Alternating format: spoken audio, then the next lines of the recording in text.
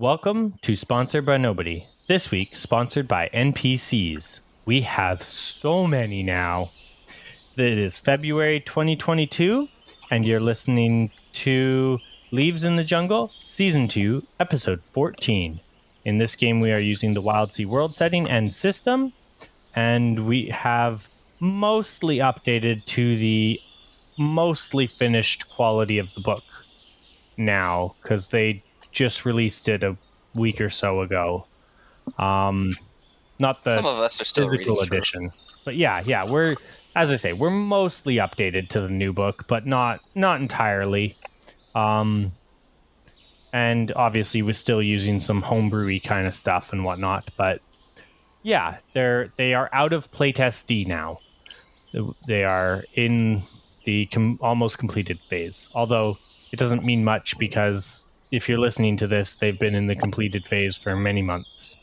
Anywho, I am Ian the Firefly, and we have Austin playing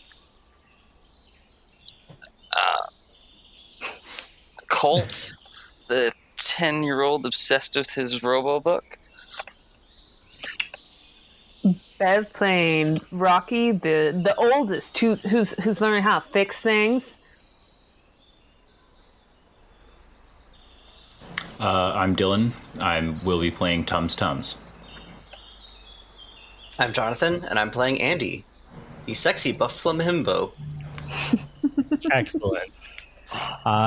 Astute listeners will realize this is not our regular crew. Even more astute listeners will realize this is the NPCs on the ship. So today we will be playing the NPCs on a what happens when the main characters are away kind of an episode. A Tales of Bossing Say, if you will. But before we do that, we're going to do our little prompt. What is the best insult on the Wildsea? Like most devastating kind of insult? Yeah. Because best is a nebulous term. What is everyone like, oh, no, you didn't, kind of a, like you're not going to start immediately getting, shot at, but, oh, boy, that's a good insult. You're such a rock hugger. Ooh. Mm-hmm. Just can't seem to just let go of all that safe rock underneath your feet.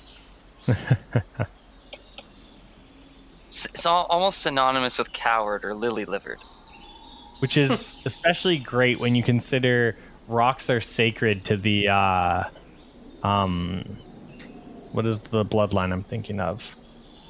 Or not the bloodline, the, origin, the Ridgeback. Rocks are sacred to the Ridgeback, so, you're calling out all the Ridgebacks right there. I assume that's great. I like to think that the people who are Ridgebacks hear that and are they're not offended because of the insult. They're offended because you're using that as an insult. Yeah, exactly. It's kind of like how somebody saying "Okay, Brandon" to me would not offend me. I would just be upset because I'm you actually think you're clever. Yeah, they're smart. angry about the context. They're like, how dare you use it like that? You learned 2 words and you're using them, but there's no context for these 2 words. It's so wrong.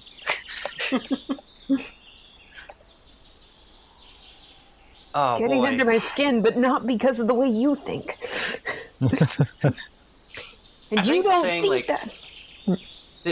Telling somebody that they get under your skin can be very insulting in some circles. See, I'm overthinking this because I'm trying to think of what's a snappy way to imply you suck at adapting, because I think a big point of pride on the Wildsea is the ability to adapt to whatever changing circumstances come your way. So implying that somebody is stagnant and can't even when things change around them. So I'm just trying to think of what's a snappy way of communicating that, and I'm not good at insult battles. Well, so you're talking about mule-headed, except obviously mules aren't in the Wildsea. So what animal is it? And yeah, Maybe something there. like just calling somebody a broken bow. Ooh, broken bow. That's a good one. My vote's for Leviathan liquor. Not because it's realistic. Most people are not brave enough or stupid enough to go lick a Leviathan, but it does imply a certain level of intelligence. I like it. I'm also a sucker for alliteration. Yep. Yeah. The best insults have some kind of good cacophony to them, right? Yeah. It's good. Okay, excellent. So now that we've got that out of the way, we are going to spin the spotlight to the main crew. You know, Zeetzi, Belt, Rook, Jisun, the four of them have gone off to save the world yet again with a beer in each hand, as they always do. Or I should say not a beer, it's a mead in each hand, because you guys make mead. But yeah, they've sailed off to save the world in the Delta Flyer. Some port needs them. They're in desperate need. And like always, the kids, Docus and Andy, not always Andy, but Andy's now on the ship. So as Andy will learn, they're left behind to wait and hope for the best. Because like any good show, you send out all the important people at once on the same boat. Yeah. It never goes wrong. Yeah. All right, let's just send our chief medical officer on this away mission, as well as the captain and the Chief first medical officer. Yes, all of them. And what happens if they all die on the planet, and then the ship is just left with, like, I don't know, Chekhov and and he's like, obviously the emergency command hologram. yes, the EMH. Oh, yeah, no, the whole ship is just EMHs because the bridge crew kept going down to a death situation until it's only EMHs left. Running the whole ship. That's a different fanfic. Yeah. Excellent. Yes. Yes. You guys are on the ship in the waves. You can obviously move the ship. You can do whatever you want. The crew will be back whenever they get back. You never quite know whether they're going to be gone for a day or a week or whatever. But Several months. yeah, several months, 38 years. yeah, several months of brunch. It's good. Excellent. Yeah, so we're going to turn to Colt. What are you up to? Colt, having watched his Hollow novel just a lot. Just way too much. He almost has it memorized. Backwards. Just wanted something new, right? Wanted something more. So we went and asked, asked around to the adults, and they didn't really know. Zeetzi just gave him Drock's journal to read through. Maybe there's something there. That's whenever he's looking for some answers, he always gives it a look-see. And finding so, there's some some mentions of some old preview metal disc things that they couldn't find a use for. They just stashed around. So Colt goes off on a treasure hunt. He's gonna go check through the lower and rooms of the ship, all the hidden ones and the ones we don't use anymore or we haven't touched yet. I need one of you to roll a d6 as he opens the door to the first room. Oh no. Reaching. Oh, got it. Yep. Okay, that is. I mean, we technically got 2 6s. So it's even though it's one roll, it's 6 with a twist. Excellent. Inside, he finds what seems to be the converted dog den from the Pinwolves. Okay, that's where the Pinwolves are living. Yeah, just downstairs, in a converted room, till we can find something better and more specifically made for them. And he goes Right. through, getting the dog sniffing at him, and little poking here and there. He's getting used to hanging around with them, and vice versa. It's not recently they've gotten their new brains. And he notices a vent in the corner. I need one of you, and he decides to check through because you never know when you're going to find at the other end of a vent. So I need one of you to roll me a d6 and tell me a direction. Cardinal. East. Okay. 4. Robin, swallow. Are we not just naming birds now? Homecoming. Can we name birds? Inside, you find he crawls out, and inside is just like a bunch of old gears and what seems to be upgrades for ships or attempts at like maybe it's like an old stash room for their old mechanic, or some of the stuff seems new. Maybe it's some of like Rook's discarded experiments, or things to work on later. What would you find in here? Is it actually Rook's old room? Yeah. This is where you toss all your projects, quote unquote. It's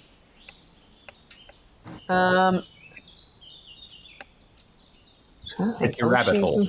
Yeah, what's my rabbit hole? What does he find? I'm gonna say like some beta versions of some of the stuff that they have installed in the ship, like sound system stuff. A couple first attempts at, like a nice electric tea kettle system. Ooh. Yeah. This did not work at all attempt to mechanically improve the beehive. And like, I'm going to make a beehive that the bees will love more than wax. And then the bees were like, we are completely uninterested in this. Let's see, what else? Let's say that like, somebody give me just a random ship function piece that, like just a little bit of ship functionality. I don't know. What do you mean? Like something on the ship that she was attempting to fix or improve, but just became a chew toy for scraps. Oh. Yeah. Maybe there was like an improved ventilation that just scraps just kind of did a number on a lot of the parts that Rook was going to use on that, and like at least half of these things they became a dog toy. Yeah. Yeah.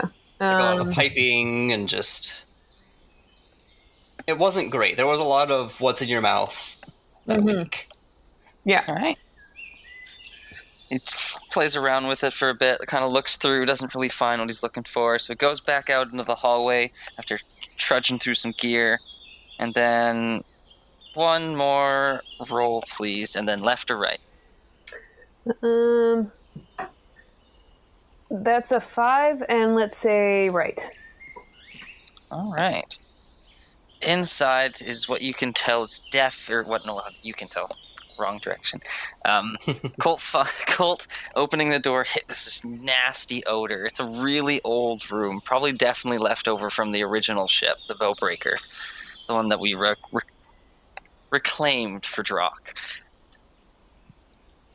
And there's some what appear to be like some scraps of animal bits and like some furs and scratches. This is probably where they like tossed away, all their animals they were waiting to butcher or die. Maybe there's even some of Jisun's stuff in here. His offals. The things that even Jisun won't eat. Yeah, or that's maybe a terrifying like, statement. Maybe it's this place where he uses open air storage. What might be found in here? Before he like sneaks off into the only window he can see behind everything. G-Sun. Oh, goodness. So this is my meat closet, right? Oh, I didn't. Yeah, that sounds awesome. I mean, I was thinking, TT, I have one too! Then they just start trading, like, roommates in their closet of shirts. There's a couple big eels probably hanging from big hooks through their tails. Although they're like in wide variation as far as like their facial crests or like number of horns or like vestigial legs or fins that run along the body, dorsal fins. So a rack of varied giant eels. There's at least a portion of something that looks like it might have been some kind of herbivore, but the skin looks like it's made of rock. So it's just kind of like rock to meat. And it's unrecognizable, but it seems to have come from some kind of giant beast. There is a large section of what looks to be like a rib cage and attached into the spine. And it looks like a giant cut of fish, but it has mostly just like slimed away. The smell is atrocious and overpowering. And because he's, as Brooke mentioned before, ZT also has a meat room. He's not completely shocked by this, but definitely is not. His sense of smell will never be the same again after this. It's Colt has experienced things no other person has experienced that has such oral factory processes. You shouldn't have a nose in this room.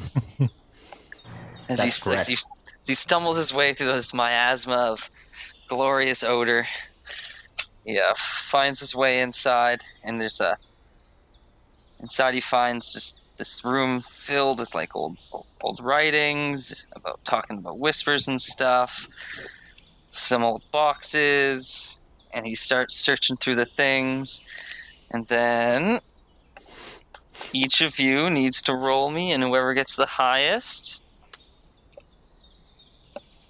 let me know. 1d6. 5?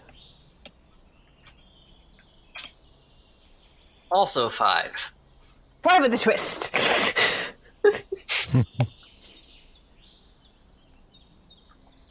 Ian, you as well. Oh, you want me to roll too? Yep, we're not excluding you in this adventure. Well, that's nice. Thanks, guys.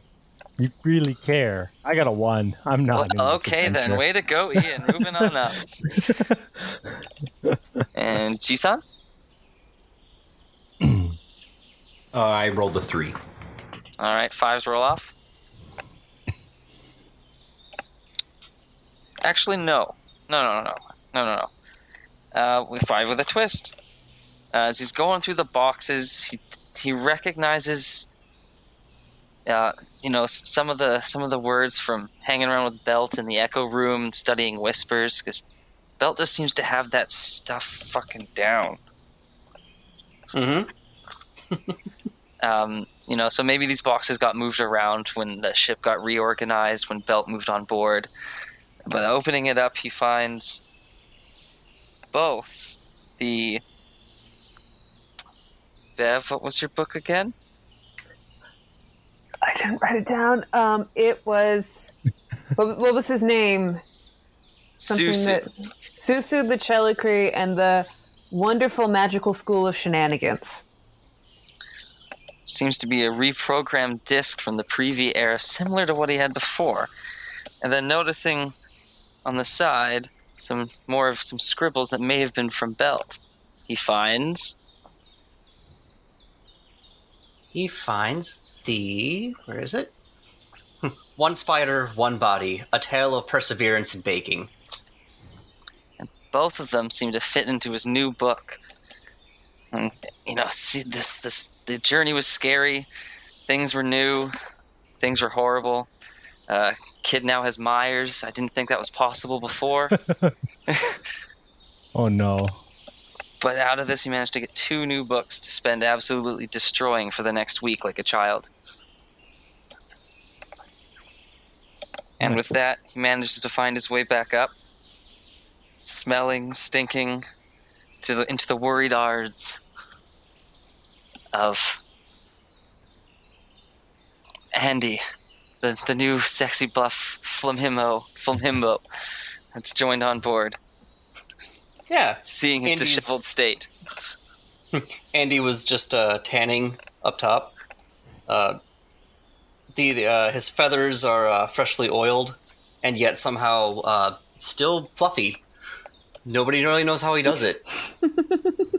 You can see that he's just absolutely ripped. Like, this guy is built like a Canadian goose. Like, do not get in his way. A chicken. So he puts down a medical journal that he was reading, and asks, "Hey, what's going on, bud? You doing okay? So is something cooking?" Colt, I may have found one of Jison's rooms, and I went on an adventure. Sniffing himself. He is filthy, just covered in absolutely everything. Dust, oil, various meat juices, a couple pinwolf spines sticking out of his clothes. You should definitely figure out how to embellish it and write about it. Maybe you find your way into a meat cave. Try that. That would probably boost up his writing bracket from PG to PG-13. I'm gonna be honest, that was an accident. But you know what? I'm owning it. Also, you know what? He doesn't catch it. He's learning about kids. What are you talking about? He has a cloaca. He doesn't know what meat cave would be. Ardents are weird. What? It's true. Although there is one nice thing though. Rook and Docus are no longer the only two adults with spines on the ship. Yeah, it's nothing to be ashamed of. So you know what Andy sits up and like twists his body and just like just pops his spine in like several places. It's perfectly healthy. He's a doctor. He's also a chiropractor. Chiropractic myself. Stretch. Because you could be both. They're not the same thing. So where do you want to take this? This is all yours. It's all mine. Yeah. Okay. Not for you. Okay, so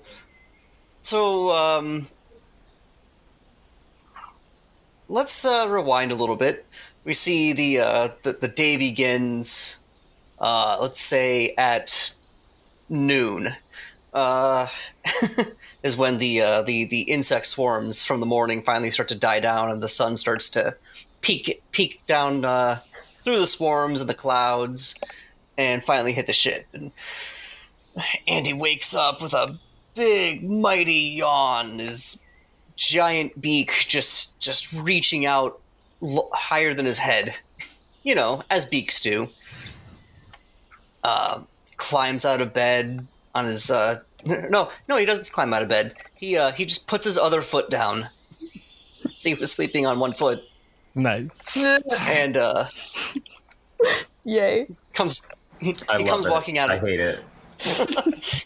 He comes walking out of his room. He gets a little snack in the mess hall. He goes and he sits down in the chair where he was found before. And then it's just a time lapse of him just sunbathing. Like, he just turns and he turns like this. It's just all he does. Doesn't even read a book. And then suddenly he has the book. He must have kept it under the chair. Who knows? And then smash cut to the moment where we left off. He's like, well, it looks like we both had a very busy day today.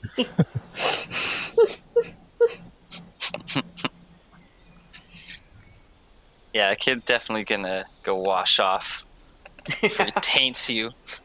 Your oiled feathers. Go go have a wash. Maybe we'll play a game later. He's never specified what these games are. What could it be? Back in his room, he actually has some board games in his room. Maybe just games that it's these are not for children. This is definite like sexy fuzzy dice games. What no, are you talking about here? no. Like when you think games for kids, you think things like Monopoly, Clue, that sort of thing. But this is no. At the lowest level of gaming, we're talking Risk and Settlers kind of a thing. And then there's higher level games out there. And it's yeah, kids will like this, right? It's easy. Also, I was thinking Travel Battleship. Ooh, yeah. Connect 4. Mm-hmm. Or sorry, wait, we can't name these. Travel, Big still call them Salt Ship. ships, don't they? Travel Big Salt Ship. Travel Leviathan Hunter. There we go. Ooh. Oh yeah. And you just have different sized leviathans, and your opponent is hunting your leviathans, and you're hunting theirs. Mm-hmm. It's just Battleship, but with the name filed off. And then you have Link 4. It's Connect 4 with the name filed off. Let's see. You have Monopoly. It's just Monopoly. It's straight up Monopoly. What are they going to do? Sue me? Monopoly. Nobody likes Monopoly, but everyone has it. I'm assuming that Monopoly would survive into the Wildsea, and there would still be just as many, or no, there would be. I mean, there would just be so many more. This is a current version of Monopoly. It's based on some settlement, some city, something. It has themed pieces. Even if you grew up there, you wouldn't really know why the pieces are themed the way that they are. We got one for a city, and we're what do pretzels have to do with this city? Do they even have a bakery? I mean, they do, but it's a deli. That's weird. But then, yes, also there's Stratego, and then they have miniatures games. They definitely I'm gonna say BattleTech. Nice. Just survived to this age, so it's there are the old style mechs and stuff, which are just still made by resin casts and stuff. But then there's newer ones that are maybe a little bit more ironbound, or what are they called? Ironbound? Yeah. Ooh. Yeah, they're ironbound themed and different ship themes and just cool stuff like that. But that's that's complicated. So he's yes, and he takes that one down. And he's all right, Colt, I'm going to teach you a little thing about strategy. Now, first you have to, everywhere. So you have your pilot skill, right? Now, what you have to do, and then it's just numbers. It's so much math. It takes hours to get to the strategy. It's so complicated. What happens when you go into water? He has to look it up. He has a rule book. I'm imagining some SpongeBob level of 4 hours later. Yeah. and that's what a batshall is. All right, now you want to get into min-maxing, and here's what I recommend if you go that route. Yeah. And that's just first phase. And anyone who wants to get involved in this is welcome to as well. I do have an inciting incident I want to throw into the mix, but I want to wait until a little bit later, until we kind of know what everybody's up to. Okay. Yeah. So they'll be up to that. If somebody wants to join in on that, they can. If they want to do something else, they can.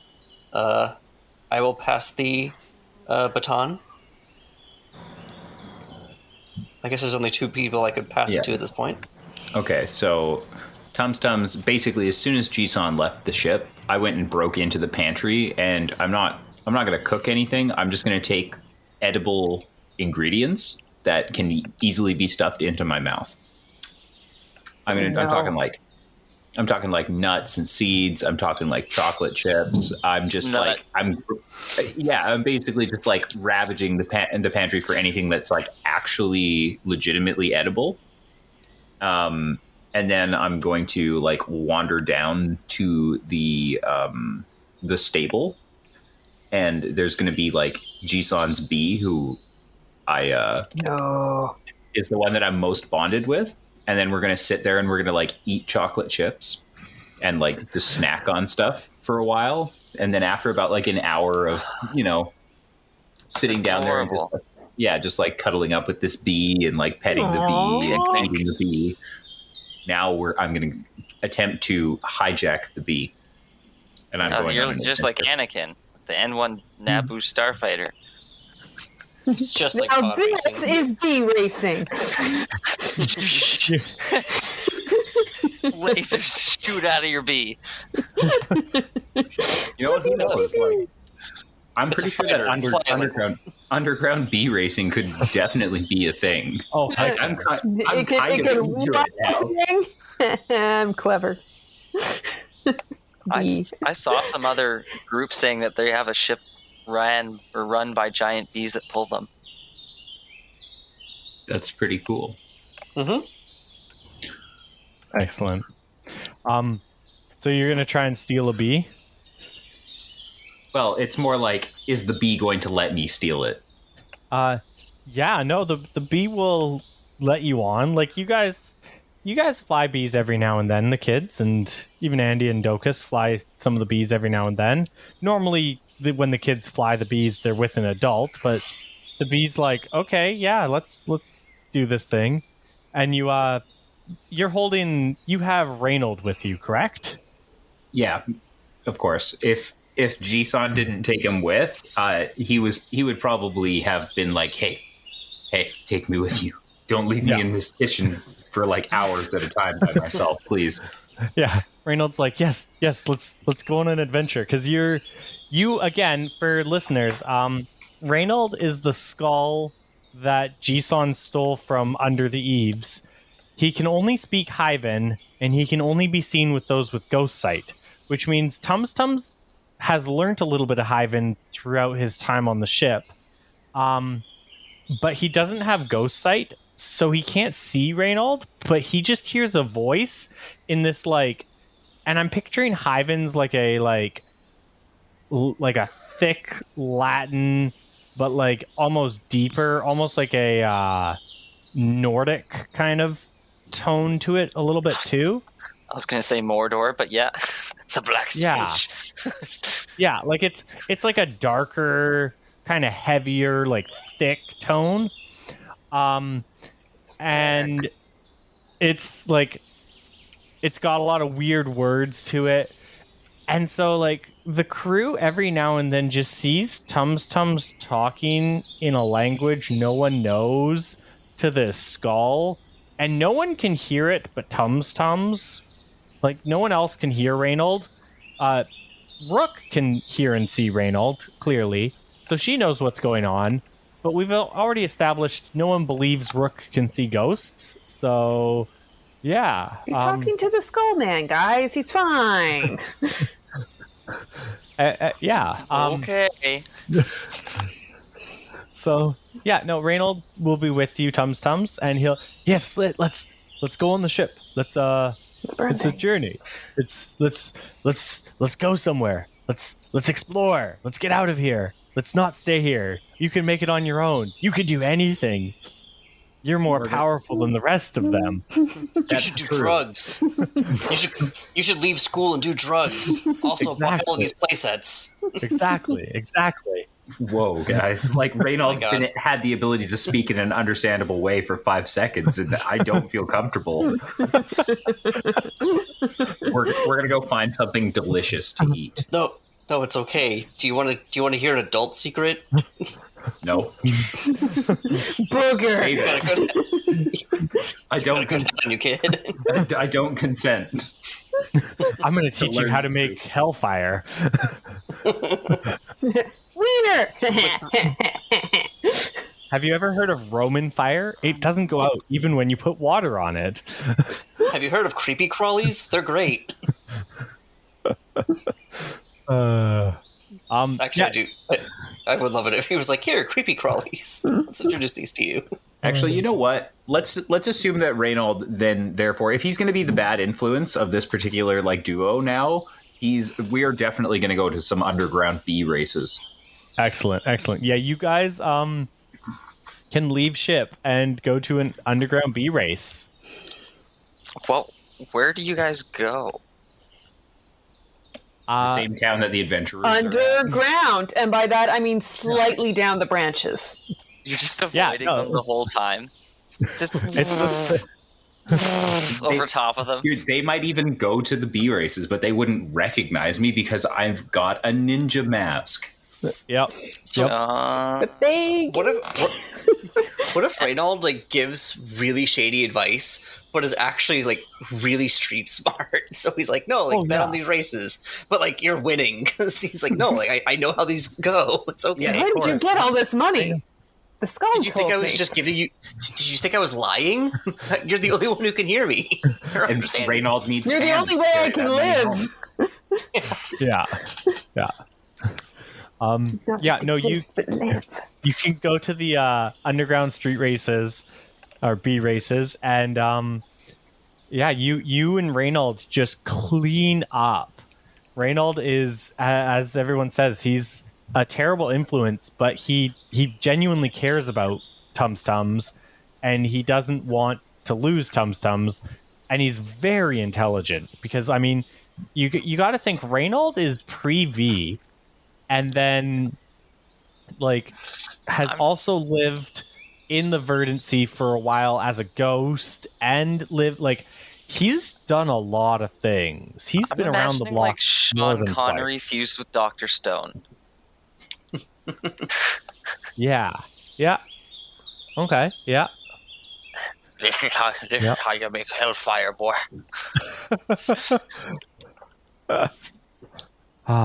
Yeah. No. Yeah. You can do underground races. You just clean up. You come back. You sneak back onto the ship, just with your arms full of stuff. And as you sneak on, and you're putting the bee away, Docus is just standing there with all four arms crossed, just waiting. You know how a parent will leave the light off and then they turn the light on and they're sitting in the chair when you come home late on the stairs. What? Yes. Yeah. No, that's Docus. As you're putting the bee away, Docus is, you just hear click click and the light turns on, and Docus is just sitting there, arms crossed. I whip around to face him. And I'm for a moment, my face is shocked, right? He completely got me. And I think about blaming Reynold. I think about, saying that the bee did it on its own. I run through my list of options real quick. Run through my list of lies. Your list flashes before your eyes. I settle on what I think is probably going to be the best chance of getting me out of trouble here, which is I'm going to pull my ninja mask down over my face so he cannot see my expression. And I'm going to gently try to walk out of the room. But as I pass by him, I am taking the largest, most valuable single piece of my armful of loot. And I am unsubtly stuffing it in his pocket as I walk by. As you make it just to the end of the just a few feet past Docus, and you think you're safe. And then this huge ape arm just grabs the back of your head, picks you up, turns you around, and he goes, "Please be careful, young one," and then puts you back down and pats you on the back. And he takes the thing out of his pocket and he starts looking at it to see what he got. And I came an inch from death. I shouldn't be alive. I succeeded. Nothing like being 7 and realizing that one of the NPCs has equivalent of 26 strength and 4 arms. All right. Excellent. Does Docus have a day that he went through? Yeah, we can quickly do Docus's day. Yeah, do that. So Docus, he wakes up, he tends to the tree, he, does his morning stretching, does a little bit of weightlifting with Andy probably. They both got to look good. He does yoga. Yeah, he probably does some yoga too. Beautiful yoga. Yeah. He's got 4 arms, so he can do like some weird, crazy poses and stuff. And he does a little bit of ship maintenance. He cleans the ship a little bit, sweeps out different parts, and just tidies up. He's got like, the Way of the House Husband, the anime. Mm-hmm. That's Docus. That's the vibe I'm giving to Docus right now. Nice. He's like, cleaning the ship spotlessly and like doing everything, but he's got like this aura. Like, I picture a bug lands on the ship and like, or a bird or something lands on the ship and like poops on the ship, and Docus just like stares at it, and the bird just like cleans, like gets a broom, cleans it up, and then flies away. He's just mantis like entries when we got John Wick of like housemaid over here. Yeah. No, Docus, he feeds all the mantis sentries. He feeds the like the barnacles that you guys have on your ship. He goes and pets all the pinwolves. He goes and pets all the bees. He's just having a good day. He makes sure, he checks in on everybody once in a while. He sees Andy and Andy and Colt. He sees them playing BattleTech bots, and he just kind of chuckles and smiles to himself and keeps going, and goes about his day and has a good day. He's just happy being part of the ship. And at night, like once everybody's done their duties and everything, he goes into his room and he grabs a jar, and it's labeled from Jisun, and it's just a full jar full of spores, and he just takes a big puff and lies back and falls asleep high as a kite. Wow, I did not expect that to take the abrupt left junkie turn. I mean, you guys got him hot. Like, that's how you met him. You drugged him out. He's like, he's not a junkie. He's functioning fine. Like, he doesn't. Me in the first half, not gonna lie. Your crew are not all great people. I'm sorry to tell you. So now I'm trying to decide if what I'm introducing happens before or after he got high. What's Rocky up to? Let's make it after. Okay, so most of Rocky's day now, like the whole like the other crew going out to like do whatever, like that's something that happens fairly occasionally. So Rook has been teaching Rocky basically how to run, like just keep the ship in order, mechanically speaking. And like she does want to like, she doesn't want to like protect him from things so much that he's not actually learning, like treating him with kid's gloves all the time. She does like, but he is young and she is particular about her ship. So like most of the stuff that she has him doing are just like low level cleaning tune-up stuff.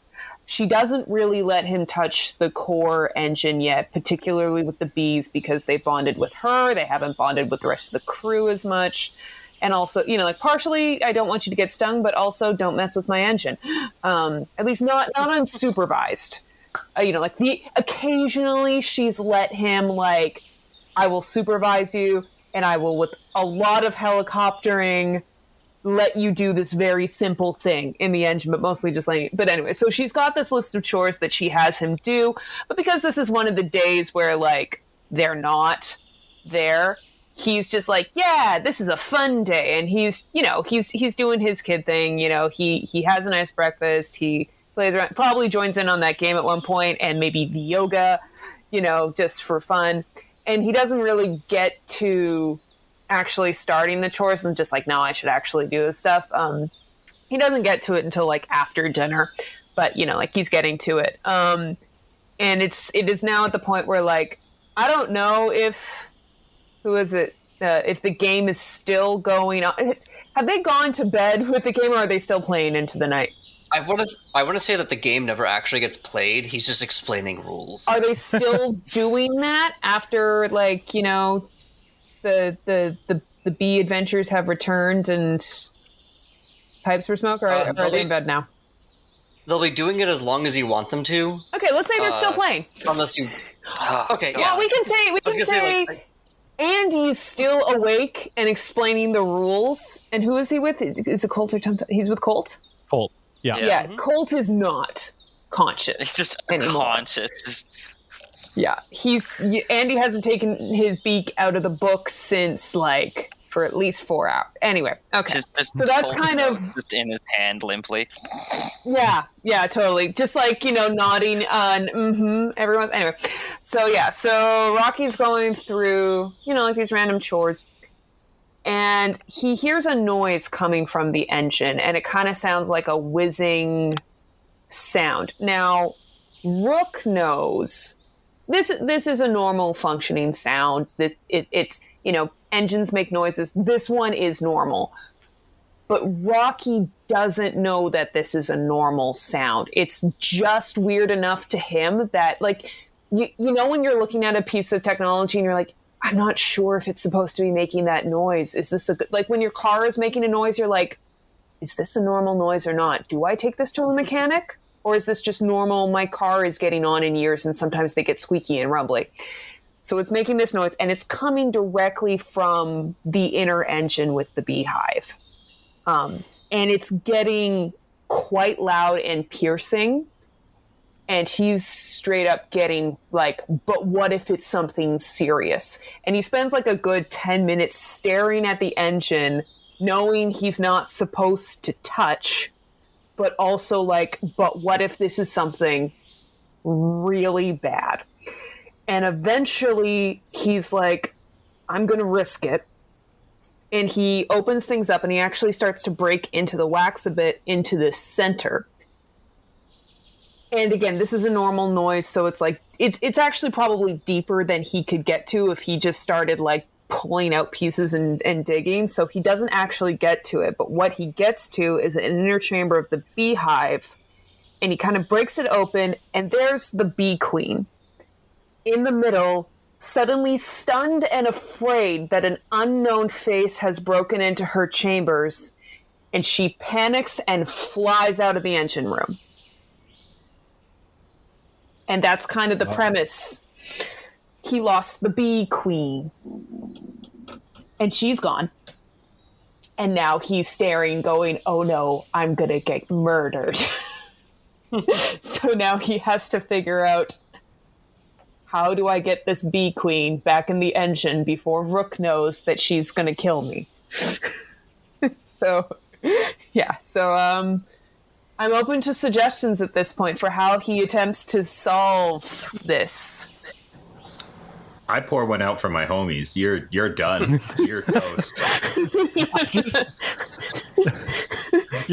Little Tums-Tums just like walks by with a like drink in hand, just sorry, bud. Walks the other way.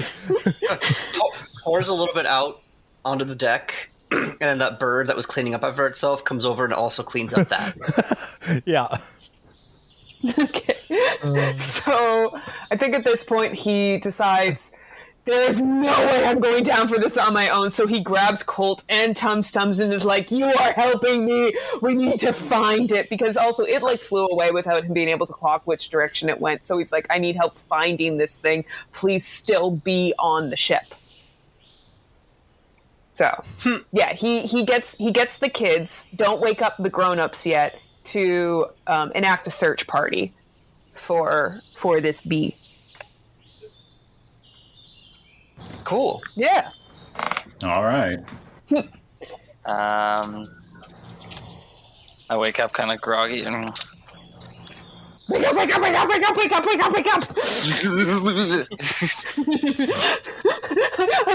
lost the queen, and he's gonna kill me, and he's gonna die, and if we go with the queen, then the ship doesn't go, He's 12. You This is better way shut too the old. doors before the barnacles get it.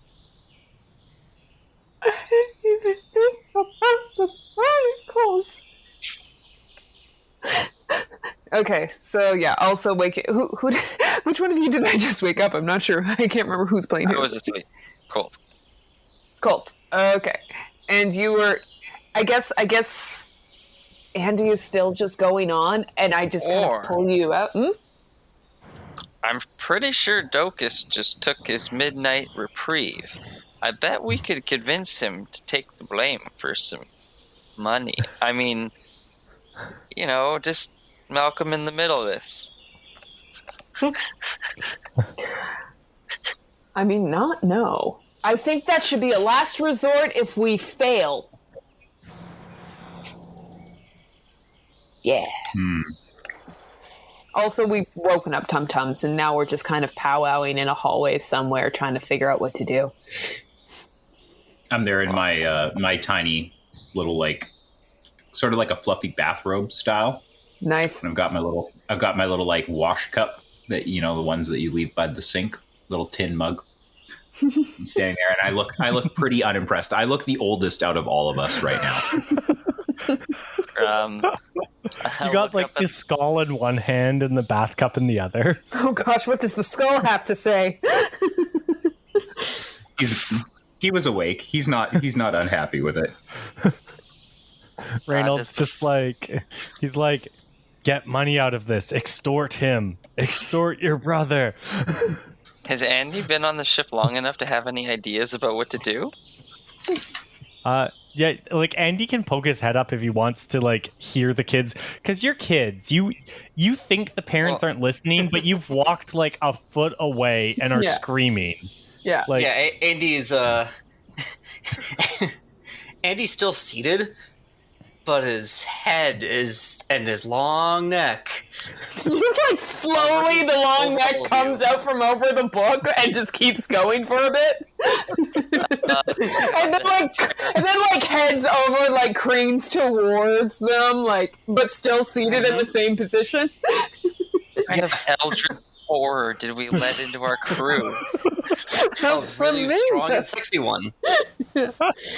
I would also like to posit that unbeknownst to the kids, at this moment, the rest of the hive is becoming aware that they don't have their queen, and it is upsetting them, and they are starting to look. Oh no!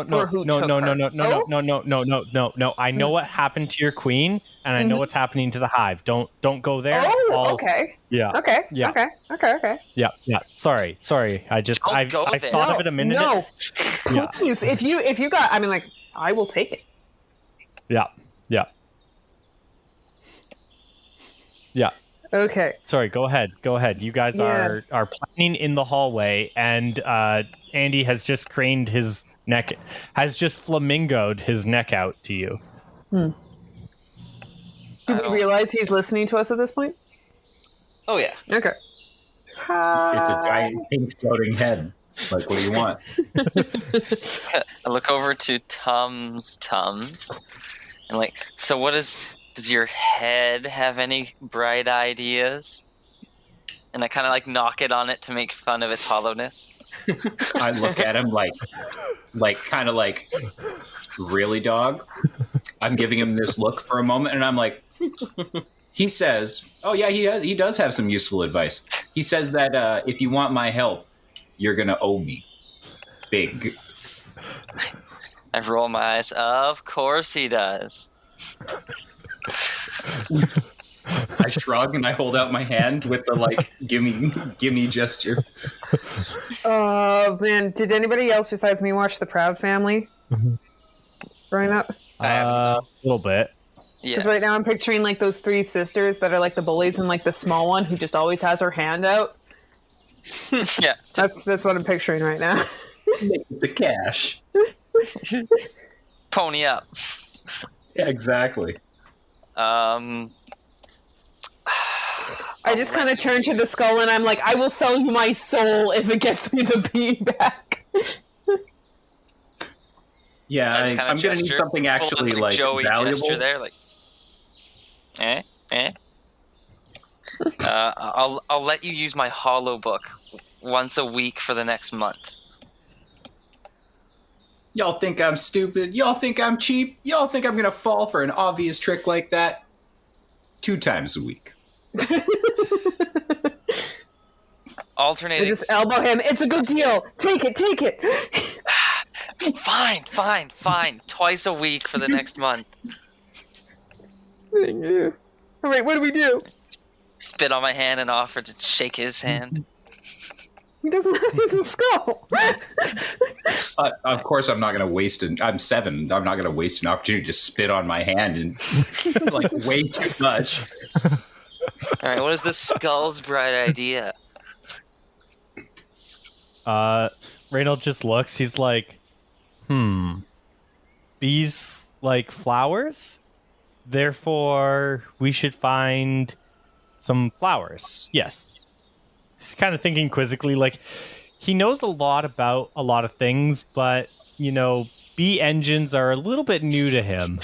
It's okay. We made the agreement to be shiesty, not because he actually had any useful information. I understand this. Yeah. Okay, Rocky goes, that's true. Rook's always saying that the flowers are the best way to calm down the bees. We need the flowers from the thing. And so, like, I run over quickly to the engine room, and I grab, like, the first flowers that are next to the door and plants and just, like, pull them up by the roots. And like, when you, like, just pull out a plant and there's, like, root and dirt dangling from it, I'm, like, pulling it over, and I go, here! to the skull.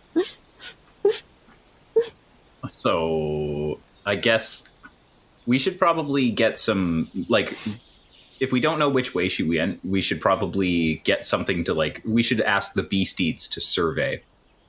Normally we'd have amalgam to do it, but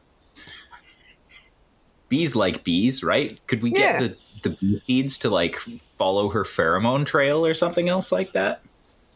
Oh my god! I don't know. I'm 7. That's honestly, I was thinking of it too. Pheromone trail. That's genius, because now I'm just imagining the scene of, like, the bees with their big-ass fuzzy butts, like Baymax, fitting down the hallways, just opening windows, and scratching doors. Knocking everything over. Just knocking everything over. Just trying to tiptoe and making it worse. Absolutely. Just gonna scooch. Okay, so yes, we're going to do this. We're going to set giant bees loose in the rest of the ship that they're not normally supposed to be in. The mongoose dilemma. Alright, so I guess we go to make offering to the big bees. We, like, wake them up. And I guess I go up to, like, Rooksby. And I'm like, Onse, can you help me, my beautiful friend? Like, holding, like, Bee is not awake fully, and I'm holding flower in front of her face, being all like, I need you now. Awake. Yeah, no, the bees will wake up and start buzzing through the hallways and going all around, and just as you say, it's Baymax, and it's hilarious, it's amazing, it's everything you hope it to be. It's a bee. And as they're all, like, buzzing around the hallways and, like, making just tons of noise, bumping into things, and the 4 of you are panicking and running around and just, like, hectically, like, you're yelling, like, Queen Bee, where are you? Come here, Queen Bee. Like, just absolute chaos. Docus opens his door to his room, and he just kind of pokes his head out, and he sees all of you just, like, clambering around, and he goes, what are you doing right now? His pupils the size of dinner plates, like black holes in the abyss. And, like, as he's, like, staring... Andy's, like, head comes in, attached to a neck, body somewhere. He's like, we're playing a game. Don't worry about it. That sounds terrible. Docus is like, okay, guys, just keep it down, because we're having tea in here. And he goes and sits, like, he leaves the door open for Andy to close, and he goes and sits down, and he has his cup of tea, and he's just drinking his tea, and across from him is the queen bee having a cup of tea as well. Tea with the queen! And Andy closes the door. He's no narc.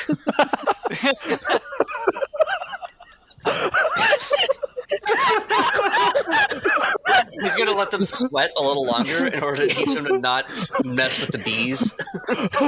That's actually not bad parenting. And later on, if you don't mind, like a hint, at least of it. He's like, so I hope that you all learned your lesson here of don't give Rook a reason to have a panic attack. She has enough on her plate as it is. It's like, and when you make more work for her, you make more work for me, and I don't like to work with her.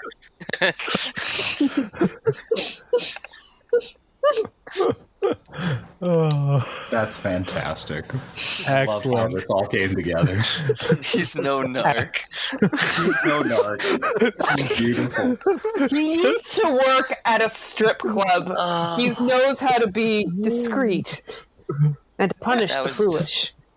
Pure uncle adult energy. Yes. Why didn't you tell us where the queen was? Well, I knew that the queen was in a place that was safe, and I didn't want to interrupt your hunt. You didn't ask.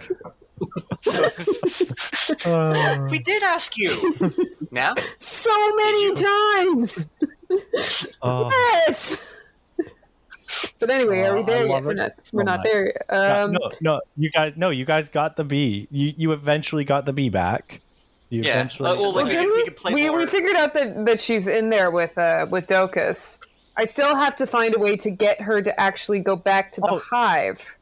No, she just flies back on her own. Like her and Docus, like as you guys like panic watch, like Docus just opens his door and the bees just flies down back to the hive, and you see Docus wave and he's like, "See you next week," and the bee like buzzes and waves back and keeps going, and it's like he buzzes back like Kronk with Squirrel. Yeah, exactly. I'm teaching him business. Like Docus hangs out with the bee fairly regularly. You get the vibe. Stay out of her business. Exactly. Like you think you startled the queen bee? No, the queen bee realized she was late for her meeting with Docus. I'm gonna like sit down and like slump and rest my head against the hallway wall and kind of look left and then look right at the absolute chaos caused by the bees and realize that we still have to clean up before the parents get home. Mm-hmm. Yeah. And just start crying. Just start like weeping. come over to the wall, Just sit down next to you, and just weeping. rub your back. Yeah, I join you guys, and I'm like, I'm sorry. I'm so sorry. I was trying to help, and I made it worse. Just another big bee just kind of glides past, knocking more stuff off the wall. If I learned anything, it's that to never help you guys and never give you any advice. Where'd you get that nice new necklace? Oh yeah, you like it? I got this from. And then I freeze. I'm like, I can't tell them any of it. I got it from a friend. Fell out the back of a truck. We all had Exactly. I'm picturing Tums-Tums be like, pulls out like a nice little bracelet or something, passes it to Colt. He's like, forget about it, and walks away. Actually, like since Colt's like crying from the stress of this, I'm just gonna Tums-Tums is that heart of gold. He's gonna take his fat gold chain that he won off and just like put it around Colt. He'd be like, yeah, I think this looks pretty cool on you. Let's come back and suddenly their kids are wearing like old man gold chains. Absolutely. Yes. Old men with gold chains. That's a good one. In order to kind of bring things all the way around, Andy brings the kids, I don't know, eggnog or some other kind of thing. Like has the kid kid drink version of "Tell me about your day." Starts wiping out a cup. It's kombucha. I won't say it's that also completely. ferments. Yeah, I won't say that it's completely non-alcoholic, but It's like not a lot. yeah. Just a little bit, you know? Yeah. It's I mean- cider. It's basically apple juice. We just listen. Water filtration, not a thing our ship necessarily has. I'm just going to say that Ectus legal drinking age is probably like 3. Mm-hmm. Exactly. Yeah. And on that note, I think we're good. I was Ian the Firefly. I was Austin the sad boy. Bev the damned. I was Dylan the baller. And I'm Jonathan the beautiful. Aww. And we are sponsored by nobody. Signing off.